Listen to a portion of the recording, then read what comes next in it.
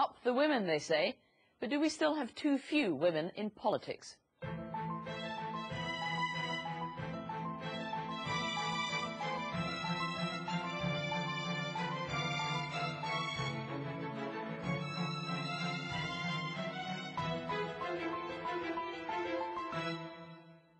It's nearly 100 years since the first woman was elected an MP.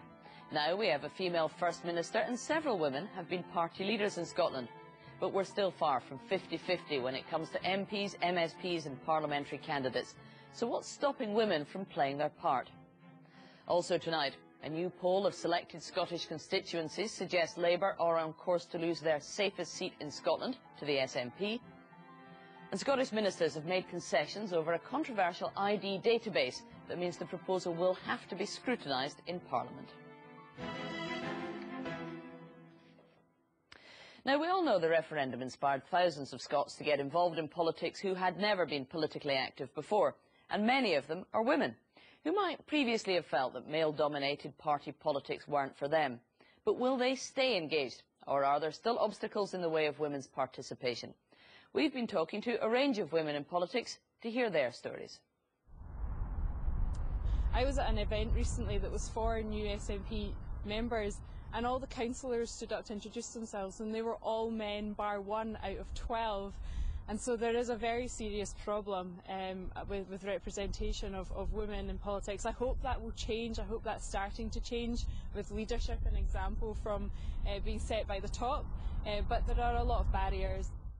In 2006, when I was involved in candidate hustings to go forward for the 2007 election, a number of questions from the floor were, how would you cope with being a politician when you've got young children? I didn't ask any of the men that, and most of the men on the panel had young children too. I think all women politicians are treated differently. I mean, I suspect that the standards that apply to our First Minister now are not the standards that applied to the last First Minister or any of the male First Ministers. I think there is an issue around that we need to wrestle with, and I think that is, again, challenging those attitudes. But the big message is that where women have found their voices and have come together to make a difference, we have changed the world. The fight must go on to make sure that women are properly represented. We must encourage more women to come forward, to put their names forward for positions, but we must also make those positions in an environment that's friendly to women, is family friendly, and basically doesn't put women off.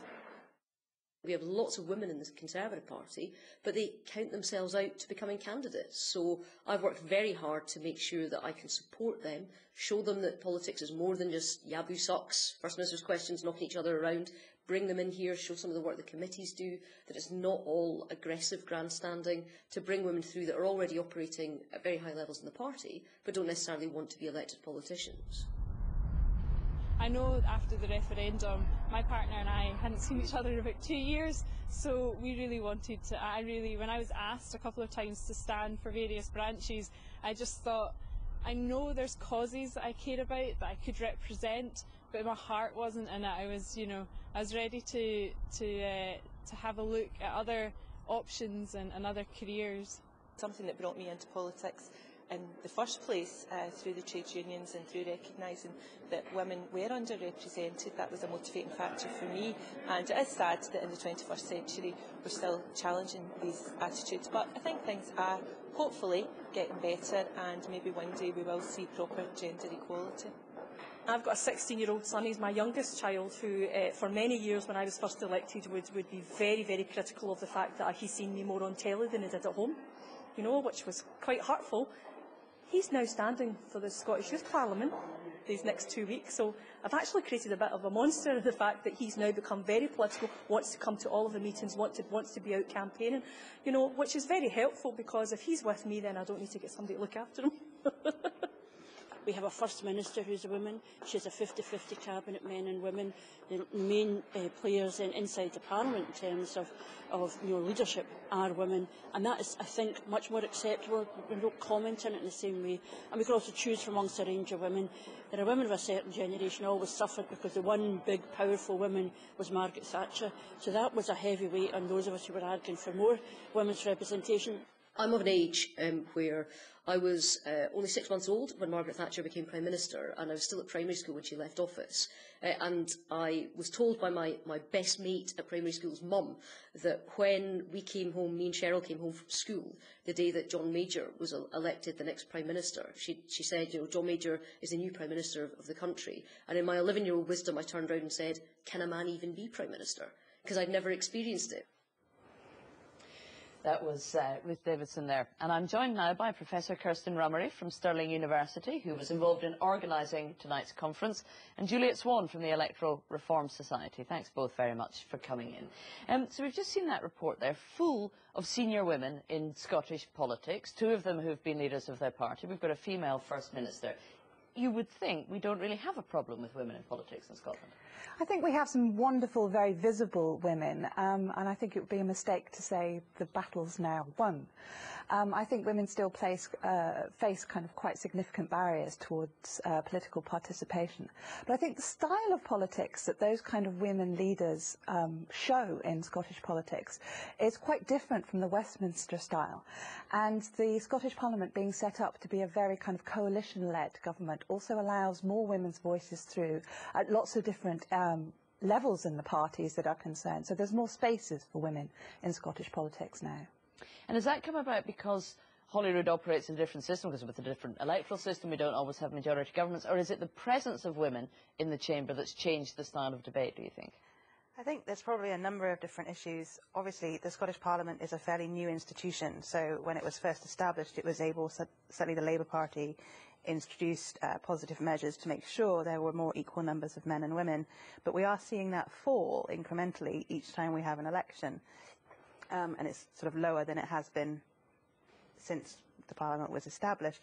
So I think there's no time to rest on our laurels, and there's still something about the way that, I mean, Yabu politics was mentioned in that segment, and the way that First Minister's questions works, and is there still something about the style of politics that doesn't really work for women in the same way that it works for men, because that's just the way we've institutionalised it. But it is an adversarial process, isn't it? Parties stand against each other, they argue out their policies, each one of them saying, I'm absolutely right, you're absolutely wrong.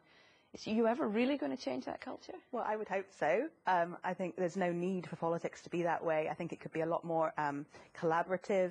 Certainly a lot of the work that the Electoral Reform Society is doing is to encourage much greater participation in decision-making from the local level all the way up to the national level, and really trying to involve citizens so that people develop their confidence. And I think that's what we saw during the referendum campaign, was that because people were out and about in village halls and cafes and pubs talking about politics, that women, certainly, but other underrepresented groups, young people, for instance, have found their voice and they've found their confidence, and that's why we are seeing an increase in the percentage of candidates who are standing who are women. But I don't think that will actually work the way through to Westminster, unfortunately.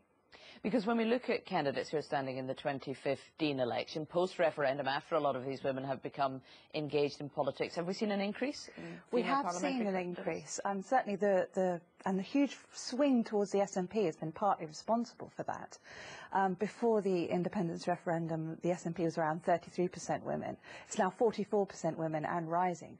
And that's largely due to kind of not just women, but first-time people becoming engaged in politics, who might not necessarily have been engaged in politics before the space was opened up by the independence referendum.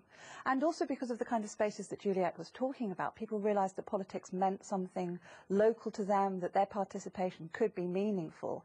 And the research also indicates that the more you localise politics, the more you take it down to a level that makes sense to local communities, the more women feel able to become involved and feel that their voices will be heard. The key question, of course, is not just are women being selected as candidates, are they being selected as candidates in winnable seats?